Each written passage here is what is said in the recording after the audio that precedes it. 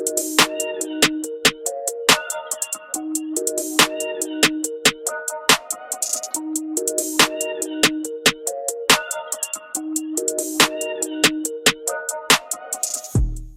right, we are back.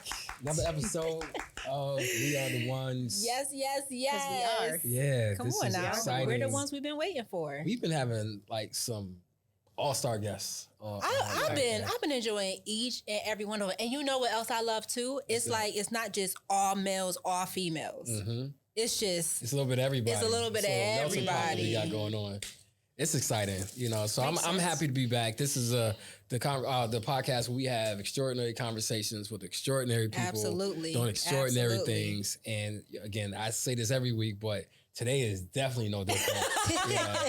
We have such an amazing individual. I cannot wait to dive into her story. Absolutely. But before we dive in, Avi, I gotta just stop for a second. I gotta pause for a second. Okay, we pausing.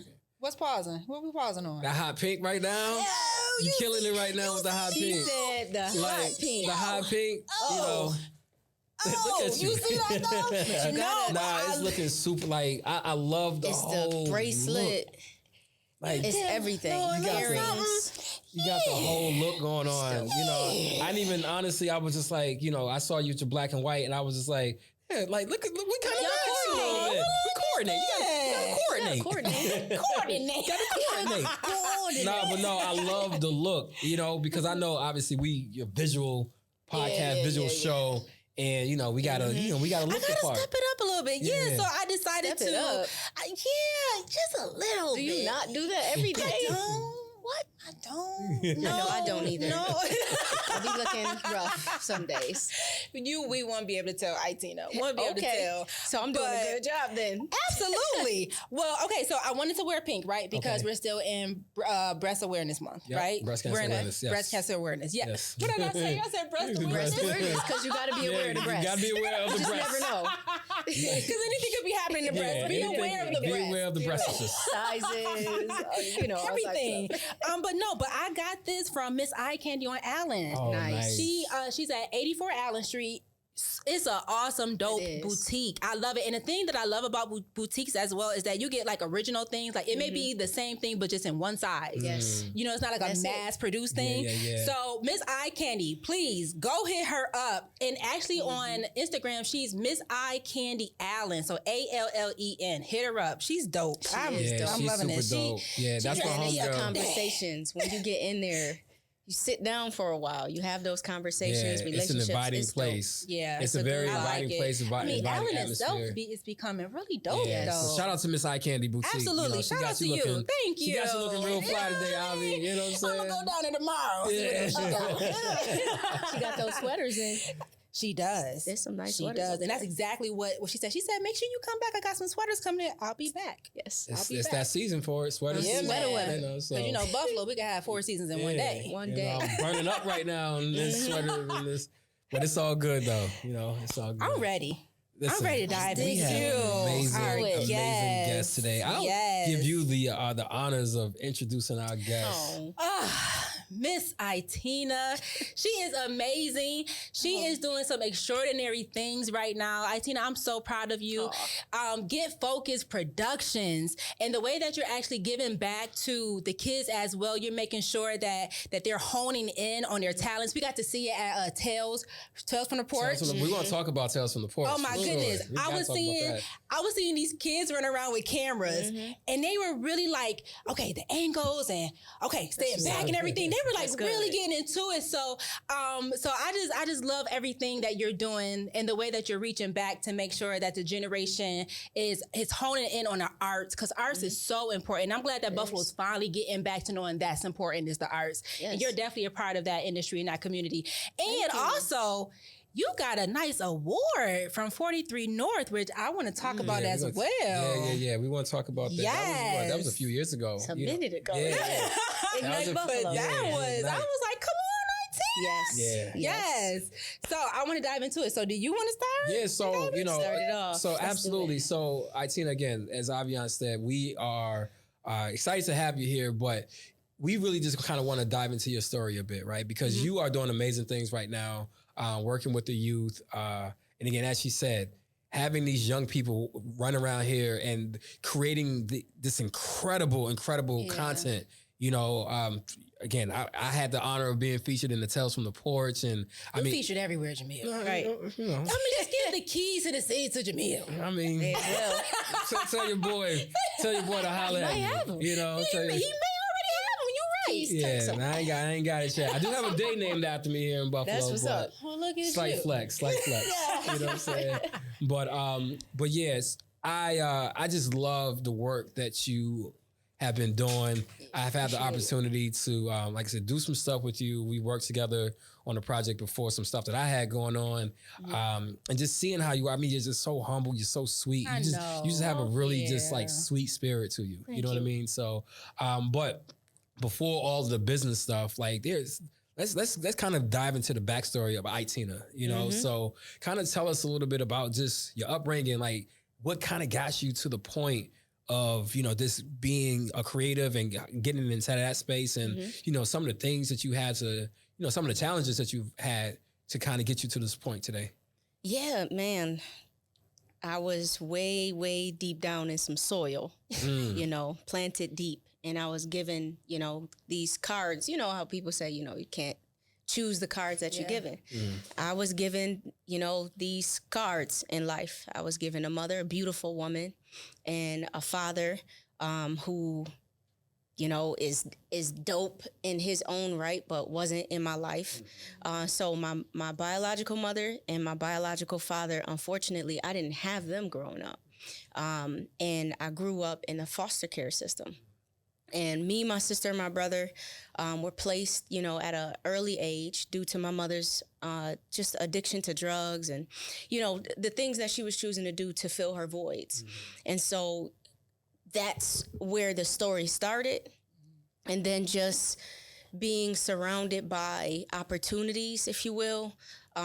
My foster mother, who became my adoptive mother, just kept us involved, you know, Parent Center, Langston Hughes, just making sure we were involved in different things. I love the arts. I did ballet, I did African dance, I did drumming.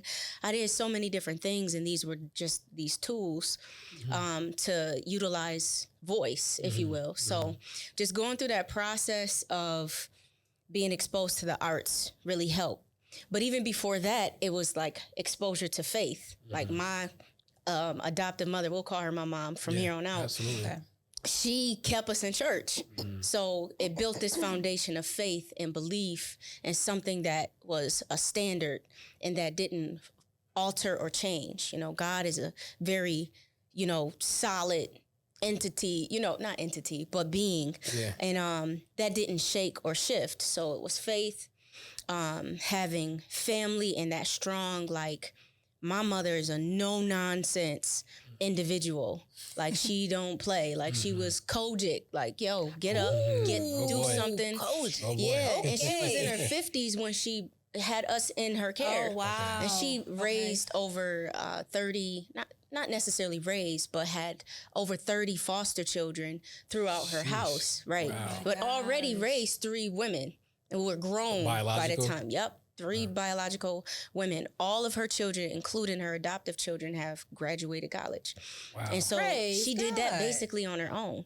So I learned that grit from that, seeing that. And she was in her 50s. So I had an older mother. I had like a grandmother. Like a big mama, sort of, you know. So I would attribute a lot of what you see today to a lot of that. So that faith, that grit, and that being exposed to other things other than just like your neighborhood, you know. And I'm sure we'll get into like programs and things that I you know, invested my time in as a young person, but that's where it started. That's the foundation to me. You know, there's a lot of trauma and other issues mixed into that, you know, I learned that really pulled me to a certain point of like being stuck in my adulthood, such as being afraid of vulnerability, being afraid to share, you know, my heart or emotion, being afraid to have long-lasting relationships because I'm afraid of abandonment. So a lot of that came from the way that, you know, things I was exposed to, things that I went through. So all of that makes me who I am. Yeah. You know, and I'm embracing it every day. Like every day I'm like growing into whoever I see myself to be. You know, that person is not me today yet. I'm striving towards that, you know, 100%, if you will.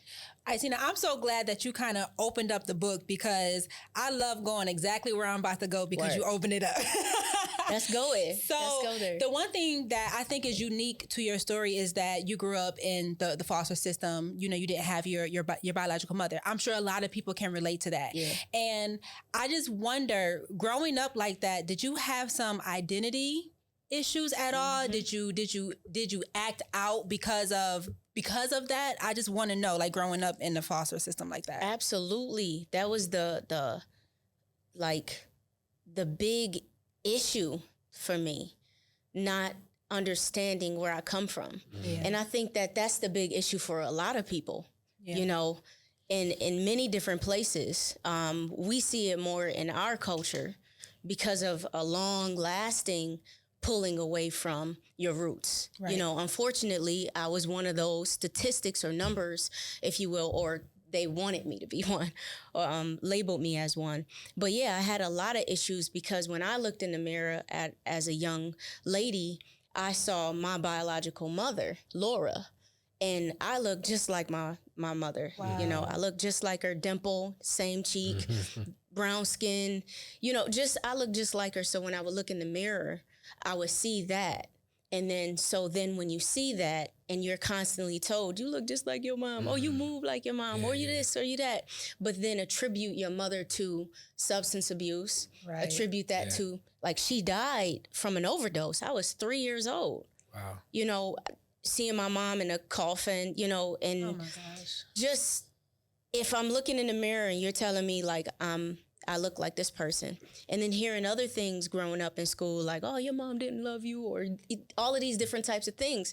What can you do? Right. So I'm seeing nothing. I'm seeing all of the things that they subscribe or they attach these labels to. Right. And so then what do I have to achieve? What is my purpose at a young age? That's why, like, I go hard with youth. And I know we'll talk about that. But the major thing that I want to point out is, yes, a huge factor of me not really feeling I had an identity or value. Value was a huge issue growing up. Yeah. And I'm learning even now, like, dang, the reason why I might be timid in these areas is because my childhood, I had that feeling of lack of value, that imposter syndrome. I'm not good enough because this is where I come from. So how can I be? Right. How can someone take me serious? Let me belittle the things that I'm doing. So all of that stemmed from certain things that were said, certain things that were done in my childhood, you know? So how did you, how did you make peace with what happened to your mom, and also saying, now I know that doesn't have to be my story? So how did you make peace, and how did you know that doesn't have to be me? You know what? I think this is a beautiful and also unfortunate thing that not until my 20s did I start to really tackle those emotions, feelings, and that trauma, if you will. Mm-hmm. Not until in my 20s did I realize that one of the biggest issues that was in my life was the lack of going through the grief process for my mother. I was 3, and we were taught, like, my mom, my adoptive mother, was a very strong woman and just very gritty. You know, get up and move. It is what it is. Keep going. Those things are great. Sometimes it's difficult not being able to focus and say, you know what? I lost my mom, and that hurts. Yeah. That's why she put us in counseling, to try to talk to other people. But I think that as I continue to live my life and trying to mold and shape the person that I wanted to be, like, take control and say, this is the identity I'm going to have, I then began to pay attention. Like, yo, I'm having issues here, here, and here. Looking around like, yo, I don't have, like, long-lasting relationships. Why is this happening? Oh, because I'm afraid. I'm afraid to continue these conversations with people, or afraid of whatever. So in my 20s, when I started to hit certain brick walls, I said, dang, this all got to do with me wanting my mom. Wow. We got to get back to the little girl. Yeah. The little girl wanted her mom. Yeah. You know, my mom, Latifa Fareed, she told me stories about how my biological mother would come and visit us, and she would be so high, you know, but that was my mom. Yeah. I didn't know what high meant. Yeah, She would be so high, she would fall asleep in my bed. And so my mom today would think that she's in there reading or doing something. She in the bed. I'm thinking it's funny. Mommy sleep in my bed. Oh my God, this is so cool. No, she was done. But that was my mom. Right. So that little girl who wanted her mother, but just pushed past those feelings of wanting her mother, just constantly pushing through every year of life, not really actually like, yo, it's okay. Like, I had to unravel all of the layers Gosh. in my 20s.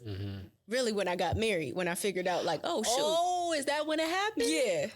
Like, Okay. How was that? Oh, we should talk about that too. Yeah, Right? because that could be Oh my God. that could be a lot, you know, Yeah. for somebody to have to, you know, Oh, my especially God. bringing someone else into this Facts. situation and having them to, I'm sorry, they almost adopting, you know, a lot All of of the that. trauma and everything Man, as well, right. you know, so. that's a whole, listen, this might be, we might have to break this up. This is a whole bunch of conversations. But it's interesting how marriage can showcase to you a different version of yourself that you don't that's know, true. you never knew was there. Yeah. Yeah. So before I was married, all I had to do was deal with me. It was like, you know, at that time, it was me and my son. You know, I was a single mother, doing whatever I needed to do to take care of my child, working hard, just doing whatever I got to do to make a better me, to be the best mom I could be. So dealing with me, you just like, okay, I'm good. I'm good. This is great. Life is good. I'm just doing what I got to do. Then you get married and you're like, oh, shoot. First you pointing the finger. You pointing the finger like, yo, what That's is so wrong true. with you? Like, this is too much. Like, you need to get yourself together, because clearly I'm good. Yeah. You not. Because I got this. Right.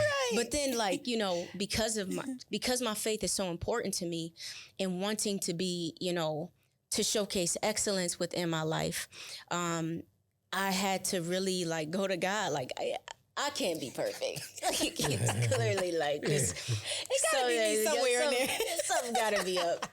And I started to unravel. What a beautiful journey it was, just going into that war room, if you will. Yeah. And just being open and vulnerable with God. Like, yo, God, I got some problems. I really don't want to face the fact that I got them, but I know that you got me, and I want to be a good wife, and I want to be a better, you know, individual within his household. So show me me. And he showed me ugly me.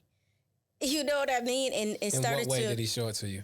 just, yo, like when you're reading the scriptures and it's talking about fruit of the spirit. Oh yeah.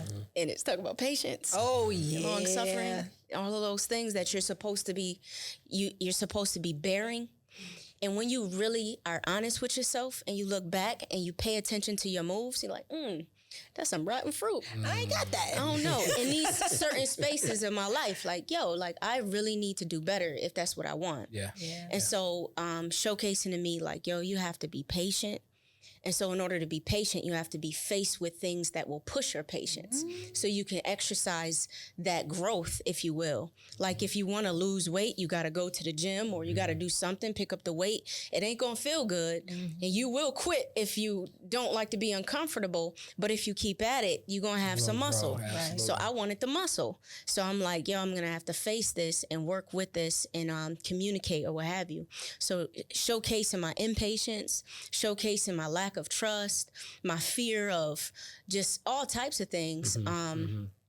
through that made me a better me and led me to realize I'm just a broken little girl inside. And so I need to fix that little girl, hug her and tell her, yo, you good. Right. It's okay. You here now. Right. And then nurture her to get to where I am today. Yeah. You feel me? Yeah. So I want to go back. Yeah. Because we went to marriage, but I kind of want to go back. Yeah. So when you said that you noticed that you weren't cultivating long-lasting relationships, I'm thinking about, because middle school, high school, those are some big years for us. You know, they really mold us into who we are. So did you have even that one friend or a couple of friends, or was it really just the people in your house that you would consider having a relationship with? So I was like that kid that everybody knew, but I didn't really belong to a clique. That was me. You know? That was 1,000% me. Oh my God. I knew everybody. Wow. I still kind of feel that way. Yeah. In this city, Yeah, not- oh my sometimes God. like it's like Oh, yeah, I got- everybody yeah, knows me. Everybody me. know me to a certain extent. 1,000%. You know, and I can move and shake and ebb and flow in any given circumstance. And I love, and I love that. And I love to be able to be free in that, because I love people in different capacities. Yeah. I'm not just stuck into one space. I can't be. So I did have friends. Okay. I did have individuals, like church friends that I hung around. I had mad cousins. I had a lot of different friends in different capacities, in different spaces. Was there anyone that truly knew you? Who knew me? My sister knew me. Okay, so it was family. Yeah, okay. my sister knew me. My brother, to a certain extent. But even in there was a little bit of a distance. It was always seemed like there was a distance within, childhood. There was like this isolation, if you will. I think we did that to ourselves, though.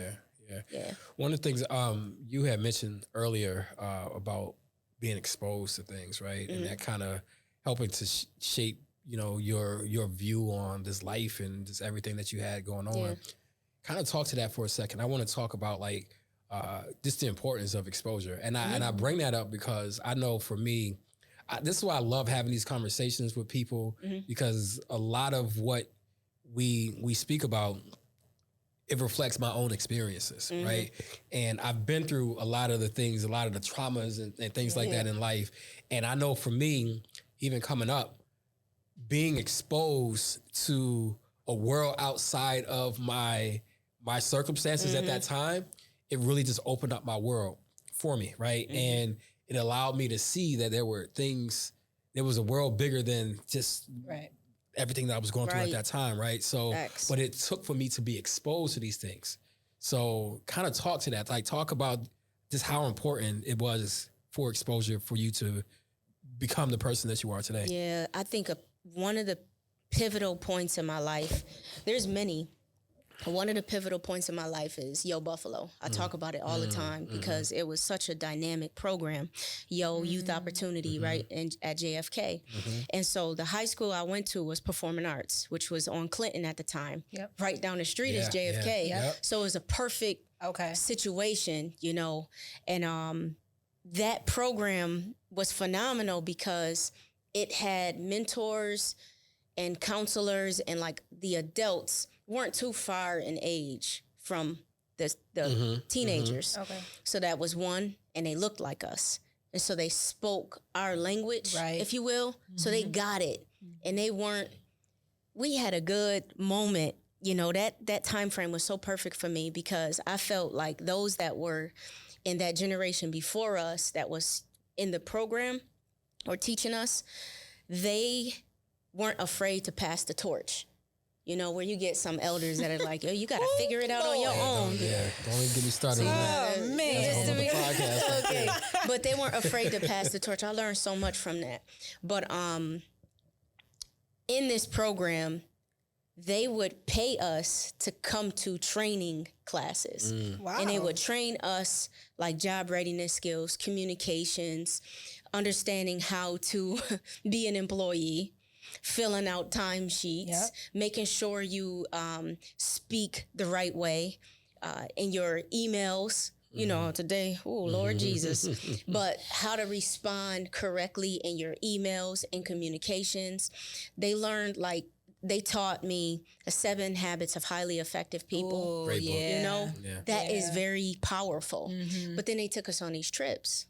And we went to Washington, D.C., and we went to Arizona and Louisiana. And I got exposed to all these different places that look like our city and some places that didn't. I rubbed shoulders with young people who were in foster care, who were dealing with similar stories and similar issues, but who were being impactful.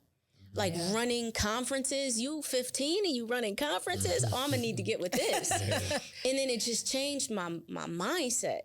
Because it's like all of the things that I keep hearing, you know, the idea of being a failure to thrive. That was my label. That's what I was labeled as. Now, in the 80s, you know, you're talking 86 and stuff, they had those kind of labels when you're a foster child or, you know, deemed a crack baby, if you will. They slap those labels. Oh, this child is going to be a failure to thrive because of this, this, and this. Me, my sister, and my brother were diagnosed as emotionally handicapped. That due to the trauma that we experienced, we were not able to express ourselves to the certain extent that would be passing in society. So we were labeled with all these things. So having that, hearing those things, kind of feeling a certain way about myself, then being exposed to young people who are like confident, speaking in front of, you know, hundreds of other students, going to like Albany and speaking on behalf of programs, I was empowered.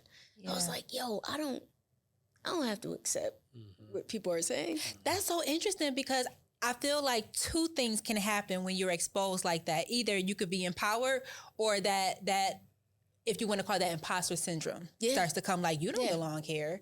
So did that feeling happen for you too? It's a mixture of that, for sure. And it didn't, me being exposed to that stuff didn't stop me from making foolish decisions either.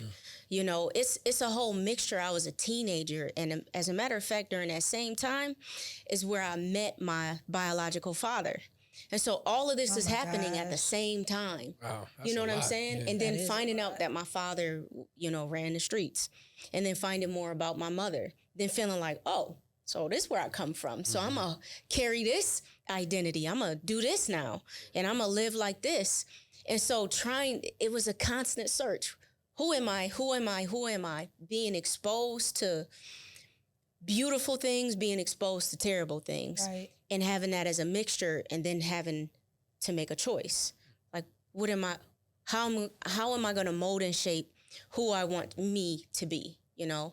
What was the most surprising thing that you learned about your dad when he finally came back into your life? I really believe, there's a couple of things. I really believe my father loved my mom. He had a lot of women, by the way. I got 14. Papa was a Rolling Stone. He definitely was rolling. Probably like 15, 16 kids. Okay. I learned that. I was like, that was probably the surprise. Wow, I have more brothers and sisters. When I found out that I had 2 younger sisters, I lost it. I'm the youngest on my mother's side. And when I found out that my father had younger, you know, children, I'm like, oh, shoot, I got little sisters. And so I immediately went in big sister mode.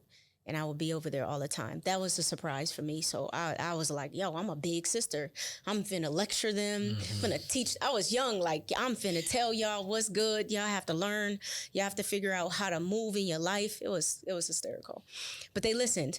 But that was surprising to me. It was surprising to hear other stories about my mother in a different way. You know, just the loving portion of my mom, how hard she went for him, even though he was just extra. Then I learned about the poet part of my mother. He gave me a letter of hers that she wrote him. It was sad, but it was like, okay, I get where I get this from. Okay. The way she wrote. So me learning so much about my mother from him was dope. I'll say this too. Excuse me.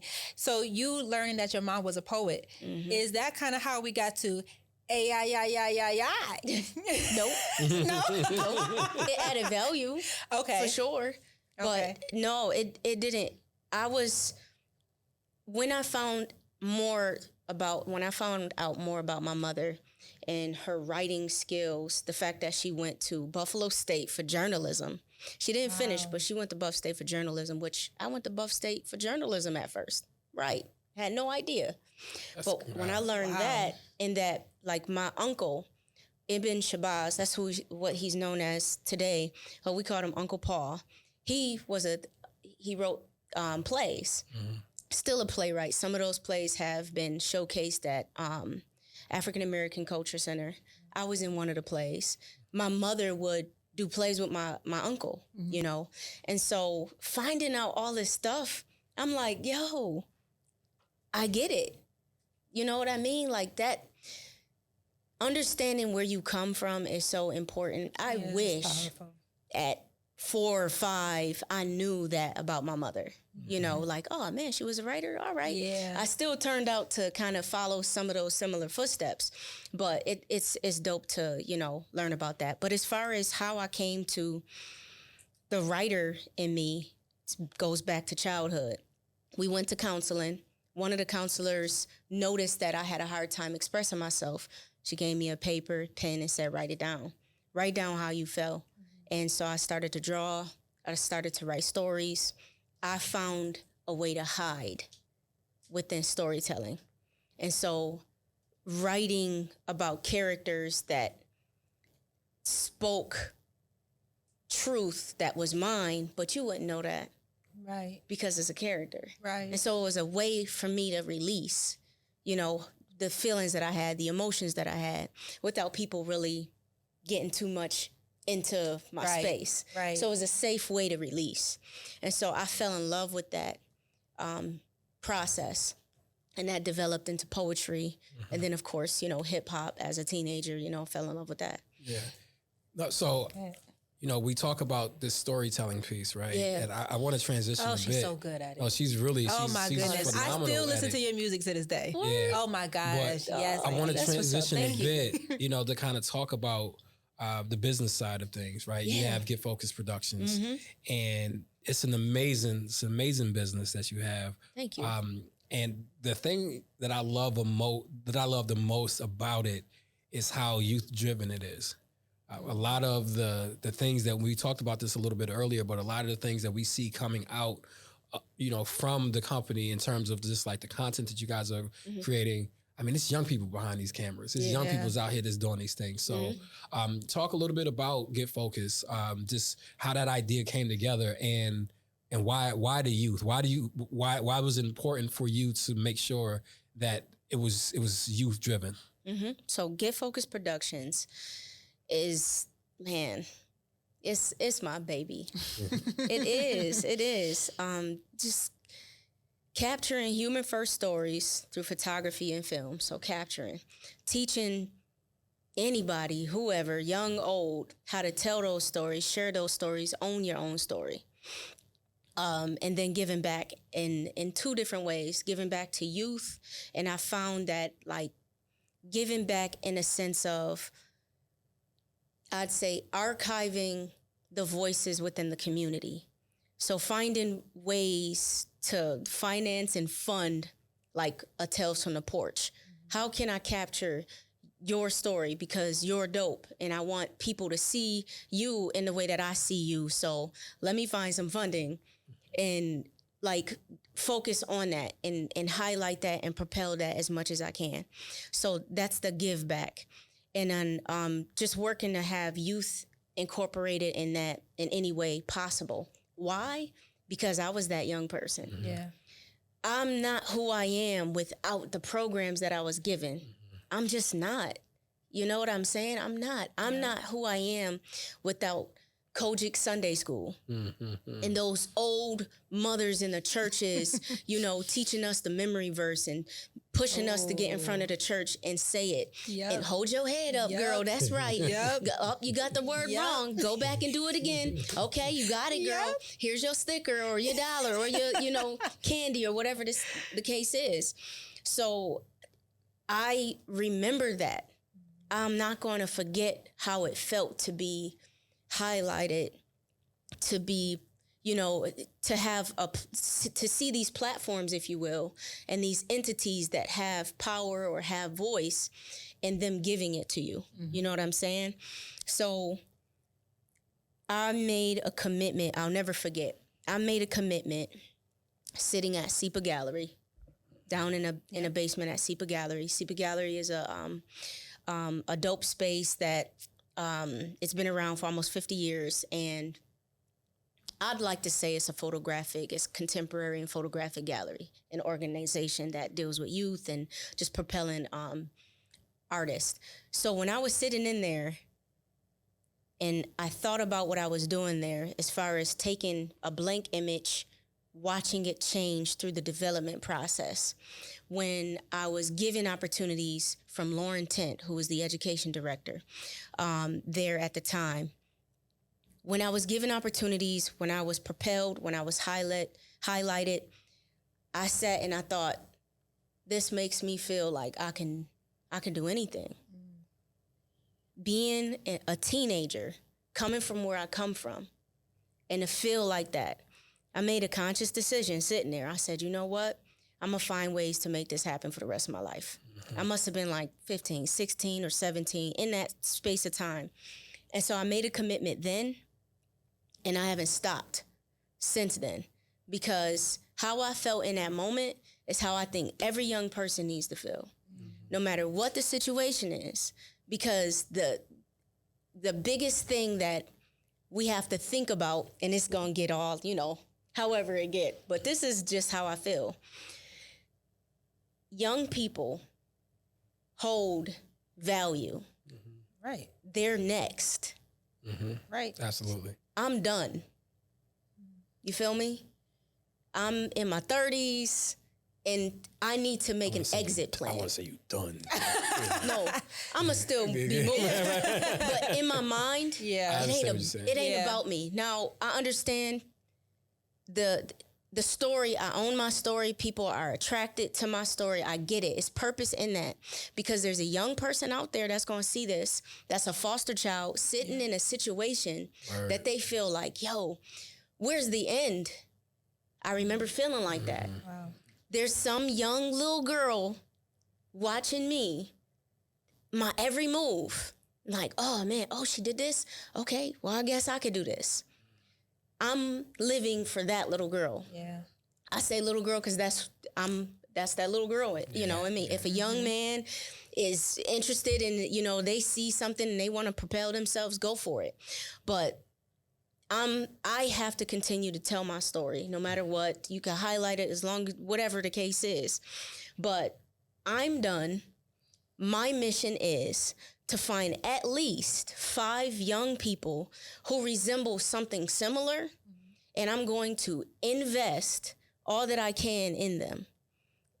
No matter what, I'm going to invest in them all that I can, not just money, time, and things like that, but knowledge, information. Come with me to 43 North and capture images. Hey, what's going on over here? All right. Okay, this contract is this much money. Okay, guess what? This much money is going to be allocated to these young people. Right.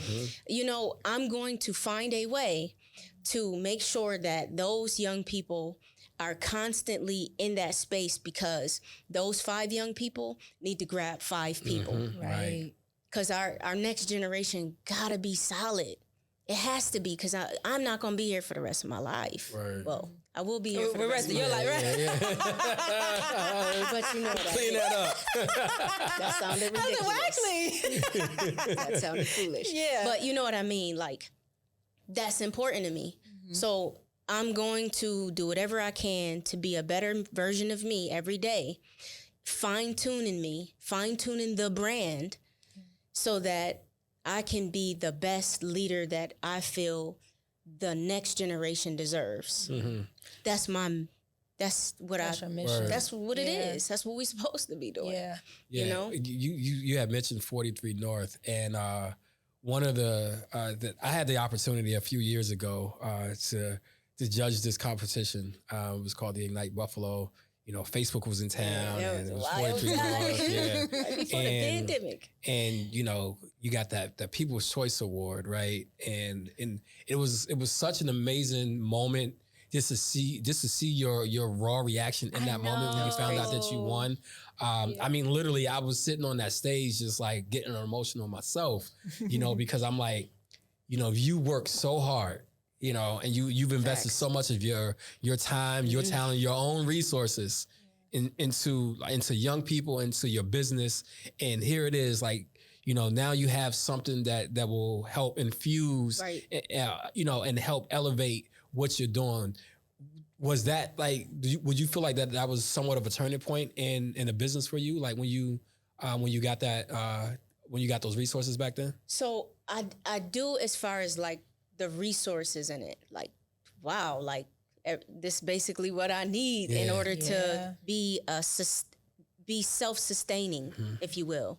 One of my things is like, if I'm gonna own, I need to like walk. You got to walk a certain pathway in my mindset. Like, my mom taught me, we don't eat crow. So don't eat crow. Like, we don't accept anything less. Like, I'm not just gonna accept trash. You know, I want to do as great as I can. And sometimes there's compromises that you feel like you have to make if you don't have certain resources. Or like, I see the value in what I'm doing, but you may not see it because I'm missing this, and that as a foundation of a business. Yeah. And I know that in the back of my, you know, at that time, I know that in the back of my head, but I still got to move. I still got to make moves. So receiving that allowed for some of those foundational pieces within my business to no longer be a challenge, which allowed me to be able to propel or move and situate the business in a way where it could be respected, available, you know, used as a platform or what have you. So it definitely shifted the business as far as resources. But the pivotal points were more internal that came after that process, because you win that much money and you like, there's so many things you want to do. You start to feel like, I think I have to do this because they're watching me. Yeah. You feel me? Yeah. And then trying to like, okay, well, hold on. Am I making this decision because I feel like whoever they may be, because we be having theys in our mind for no reason. And am I making this decision based on that, or am I making this decision based on the brand of the business?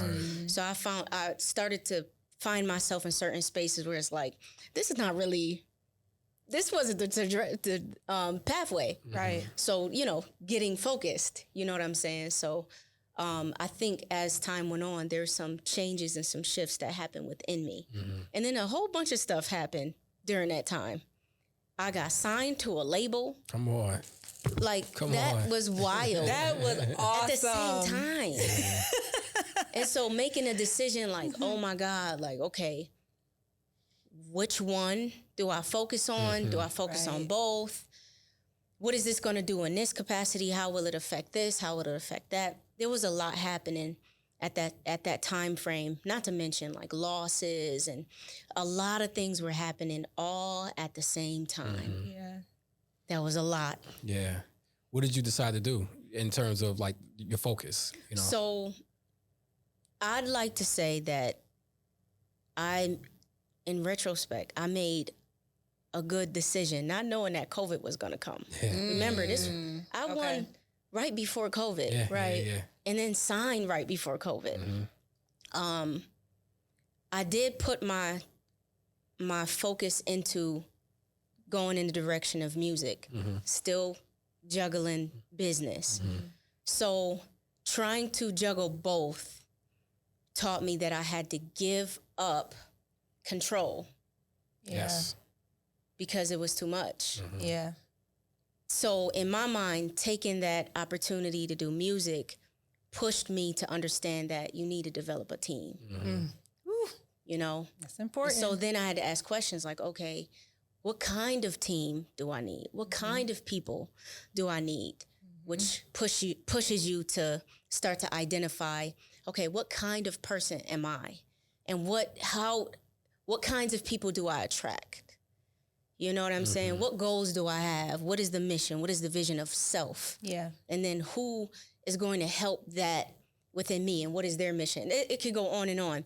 But I had to start to ask myself these questions because I was tied in many different situations. Like literally, signing to a label means you need to create music. Yeah. That's time. That's commitment. Traveling. I traveled all over the place. You did. I was here. I was in Chicago one day, California the next day, this place, that place, doing this, all of these different things. And it was beautiful, but you can't do that and still have a stable, you know, business, if you will. You have to stop, pause, and then like, yo, what am I going to do here? Right. You know, and get people in place. So you have 2 beautiful children. I do. Oh, They so dope. They are gorgeous. They're so dope. Oh my gosh. Yeah.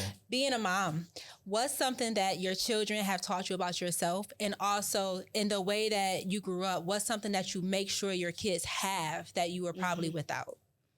Man, my kids taught me that I love being loved. It's dope. That's good. I really do love being loved. Yeah. You know, it's unconditional. Your children give you this unconditional love that that can't be. There's no other source. You know, you can get that. You created, if you will, these children, and it's like they're giving you something that no one else can. Yeah. You know, I have my son and my daughter. Those my loves.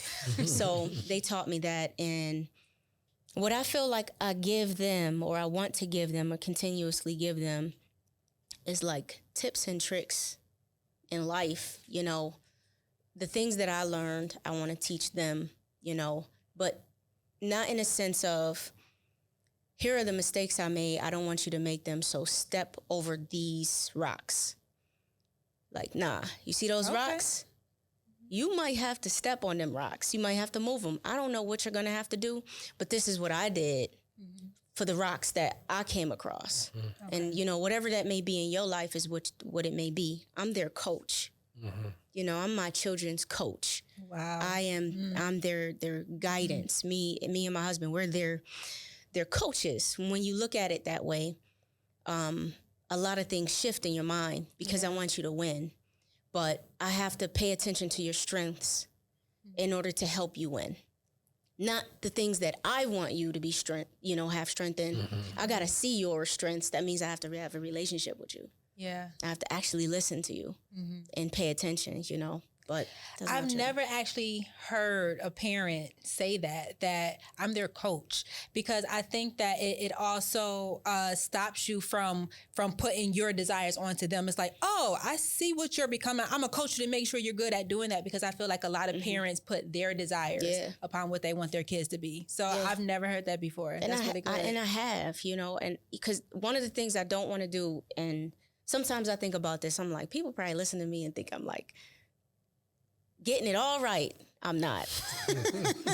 I made a whole bunch of mistakes. But that's one of the things that I learned to change my language within parenthood and to identify, oh, shoot, I'm actually a coach, not just a parent. Yeah. You know, the way that I dealt with my son and seeing how creative he is. And how he handles himself or what have you. And like, yo, you could draw, do this, and that. Yeah. So you can build this and do this, you know, and just being like hovering, you know, like, oh, no, you got to make sure you set up a schedule for yourself, and you got to do this, you got to do that. Because if you want to succeed in this, then you got to do blah, blah, blah. And it's like, wait, you sucking the fun out of the thing he loves. Yeah. Like, let him be. Yeah. Let him do his thing. Yeah. You know, the line is not straight. That's okay for now. Yeah. You know, so when I started to realize that burden, if you will, that you're putting on your child, you got to step back and say, okay, wait, this is not at all how it should be. I need to pay attention and listen, ask questions, you know, and then try to help guide your child. Like my daughter is an organized little young lady. She's a teacher. In whatever capacity, she's turned her playroom into a classroom. And she was teaching her baby dolls grit. I got video to prove it. Let's go, teaching them grit. And I'm videotaping it, and I got up closer to her. She said, Mom, you're too close, Mom. I hit you with the dialogue. You're too close, Mom. Just on, just. Wow. And so I pay attention to that. And so then I have to, as a coach, all right, what resources can I give you to add value to you? Not hover, not try to like help you to strengthen your weaknesses, if you will. But more so like, let me step back, pay attention, actively listen, and see, all right, let me give you a list. I gave her a list, like a checklist. So after school, when she comes home, she has a list of things. You know, put your school clothes away, clean out your lunch bag, put away, you know, your books, read a book for 10 minutes, and you have to check mark, because she loves... That's how she operates. She loves that. My son, he ain't. Typical boy. Right. That's typical. You know, it's great. I love hearing stories like this from parents. You know, me being a new parent myself. And, I know. love that boy. But I just... Congratulations. Thank you. Like, it's a long time coming, you know, but he's perfect in every which way, you know, but... I'm taking mental notes, right? Because I've always wondered how I was going to be as a parent, right? And how I was going to teach my kid, you know, to do certain things in life. And just hearing how other people, I have friends around me who are parents, and hearing how they, you know, approach the situation, being a coach. Like, I love that. I know. I absolutely love that. Like, okay, I could do that with my son. Like, like we could do that all day, you know? So, but I just love hearing stories like that. And speaking of stories, you know, I want to talk a little bit about, before we start the rap, I want to talk about Tales from the Porch. Word. Tales from the Porch was an amazing. Oh my God. Yeah. Oh my God. Aitina, you did a really good job on that. I can't take the credit for all of that. Nah, listen. Oh my God. That exhibit, it was just so incredible. It was a beautiful day too. It was like it was a perfect day for something like that. Yeah, and so just that fills me up, y'all. Yeah, the stories itself. You said that day. That's how it always goes. It always. So it's good like to hear that. No, Thank but you. just the stories and listening and hearing other people's stories and how they came up, and just, you know, what drives them to be the person or the people that they are. I had the very fortunate privilege of being one of your test subjects. He brought this up to talk about him. I'm not that vain. Avi. You're not. Contrary to what a lot of people might think. No, I want people to think that. No, I'm joking. Yeah. Got me people thinking I'm conceited out here. You know what I'm saying?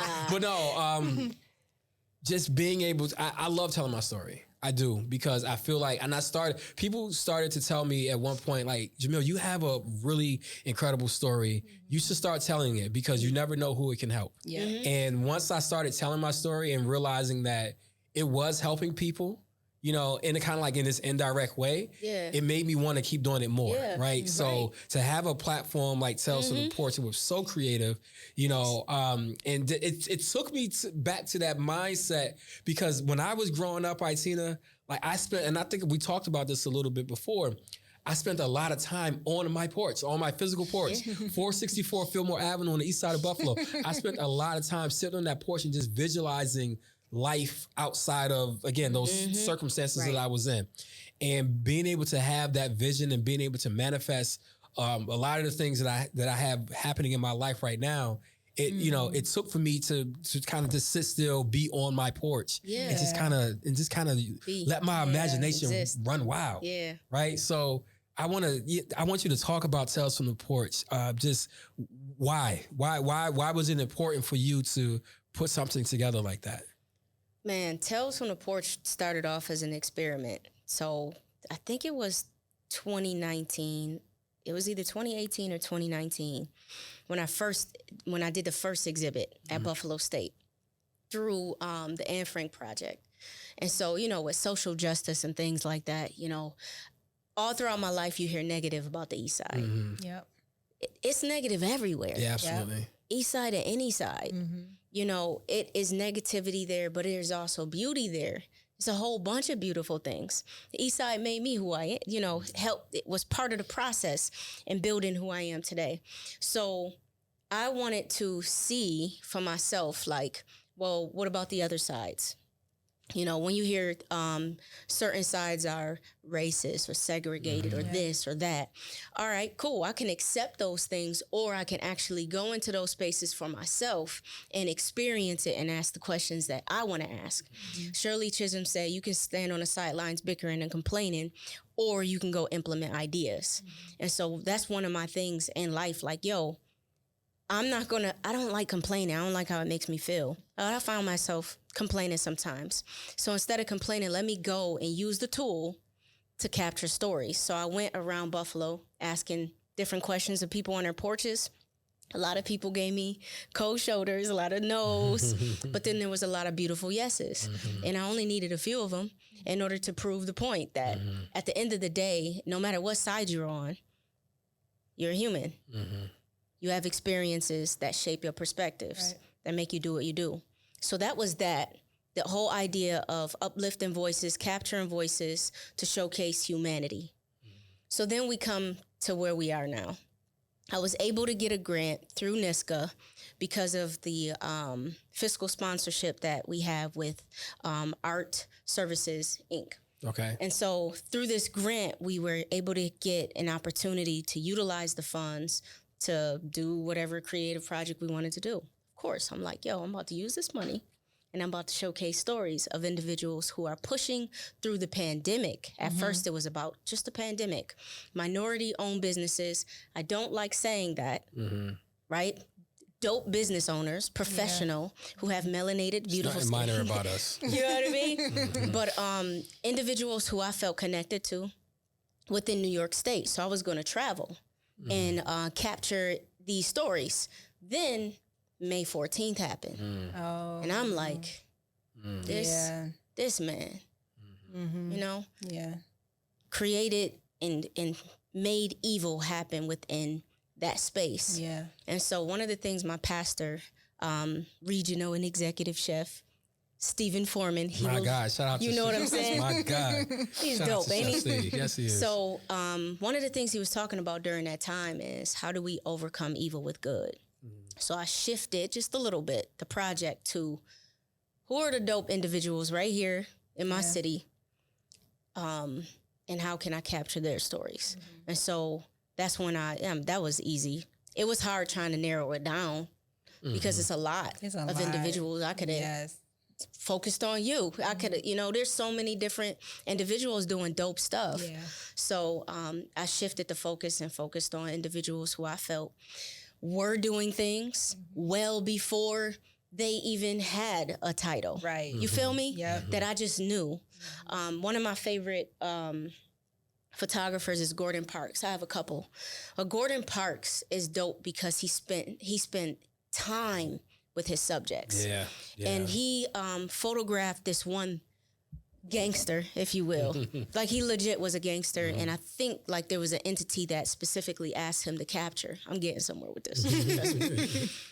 One of the things that I loved about the story there, because he went to get to know this gangster to take photos because it was a life of a gangster, you know?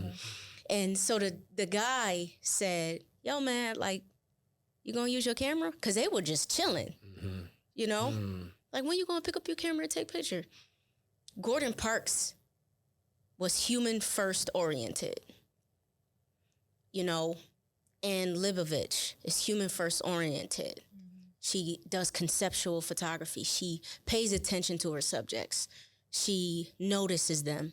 She listens to them. Gordon Parks did the same thing. A lot of dope photographers that I look up to have done that. A lot of artists pay attention to their subjects. They care. It's passion first. It's not technical stuff. Yeah. So I've been seeing how you move. I've been around you before you were cruise control, you know.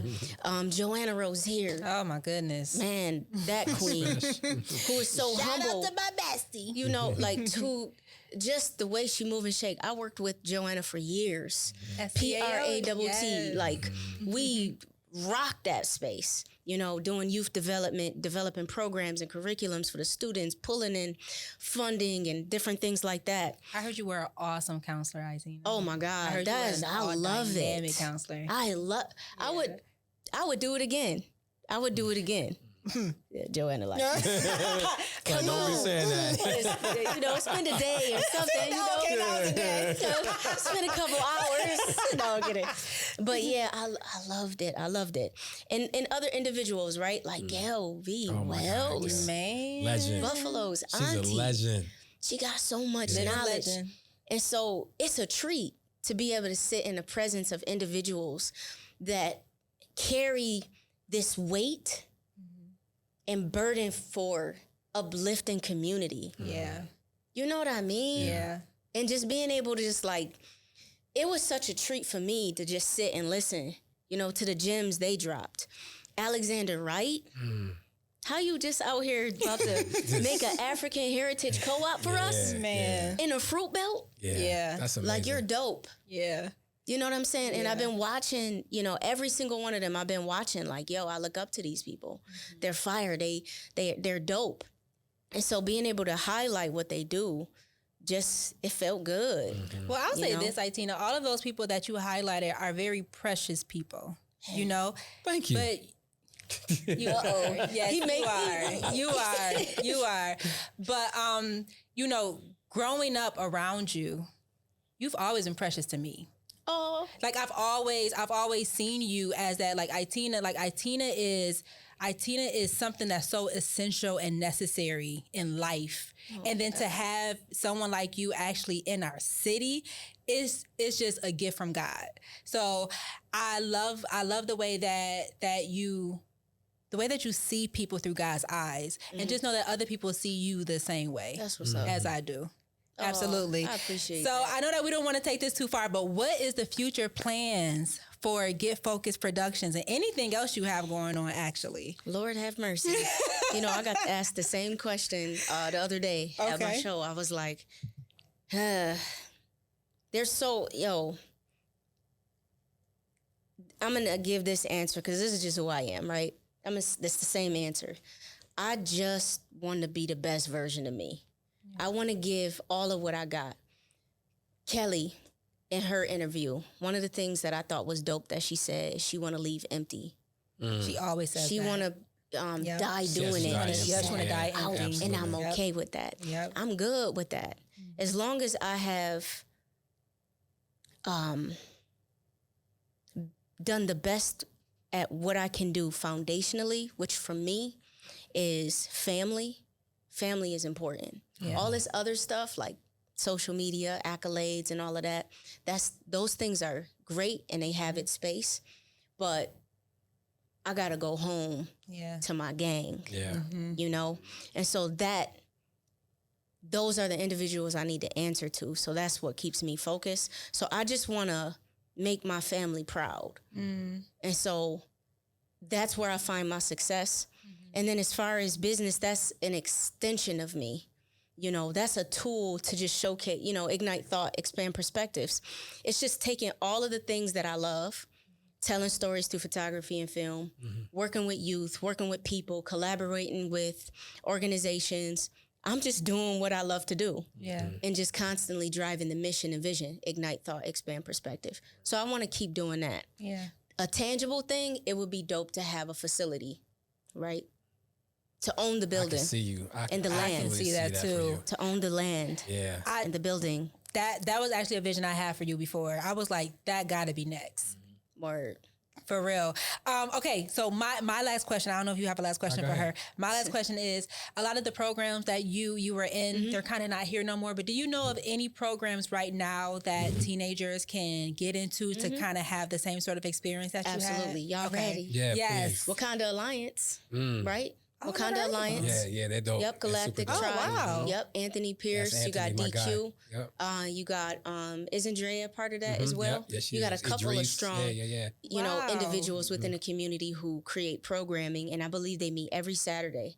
And also they have a program on Wednesdays. I think it's called the Spirit Program, where you can learn about fitness, which is important to our everybody. You have to stay fit. So you have that program. You have young audiences who has several different programs. There's a program there that I was able to be a force in making happen, which is dope. Artworks. Okay. So it's a program built for teens to learn alongside master teaching artists, and you get to earn money while going through this program, and then just earn the skills and tips or what have you, and then create a project at the end.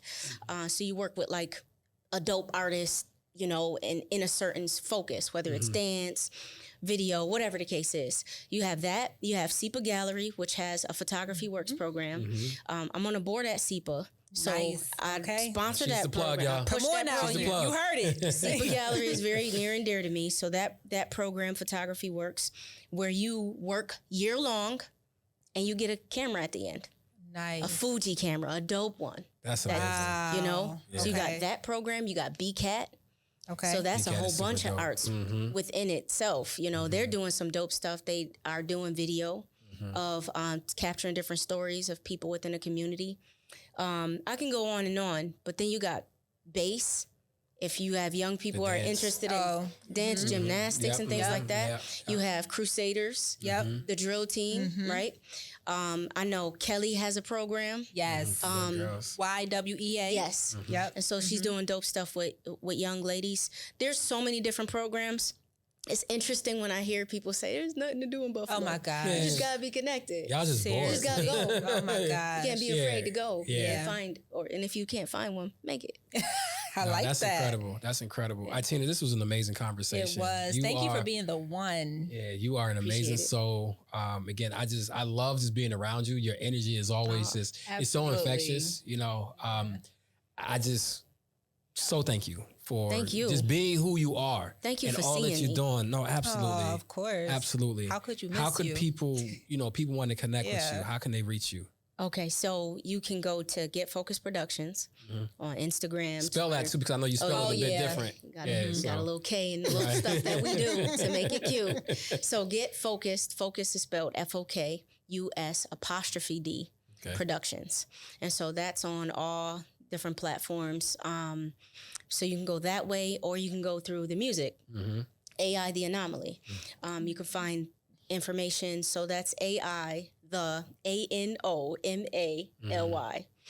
So you can find me that way. And I'd like to call it, if you want to go to the home space, the website. So AITheAnomaly.com, GetFocusedProductions.com. Super dope. I love it. Yeah. I think your music is when I really like fell in love with who you are. All your music is so dope. I let it I out. just love it. Drop. Thank you. Thank you. Thank you again so Thank much you, just for Aitina. checking in with us. And again, as Avian saying, for just being the one. Yeah. Appreciate it. You are Absolutely. You are the doing some- one we've been waiting for. Yeah, doing some amazing things. Yes. So we appreciate y'all for checking in. Another Absolutely. episode of We Are the Another Ones podcast. Make sure you follow us across all of the social media platforms. We on Instagram, Facebook, YouTube. You can just search us by We Are the Ones podcast. We just got a lot going on. We got a lot of This is dope dope. episodes coming up. We ain't done, not I'm nearly. glad y'all doing this. Yeah, we Thank appreciate you. that. We Thank appreciate you. you. So Yeah. so until next time, thank y'all. And Keep winning on purpose because you are the one we've been waiting for. Thanks for checking out another episode of We Are the Ones podcast. Make sure you subscribe and listen to our podcast on any of your favorite streaming platforms, including Apple Podcasts, Spotify, iHeartRadio, and even on Audible. And then make sure you follow us on all of our social media platforms on Facebook and Instagram at We Are the Ones podcast. And make sure you subscribe, like, comment, and share. Because remember, you are not just the one. We are the ones.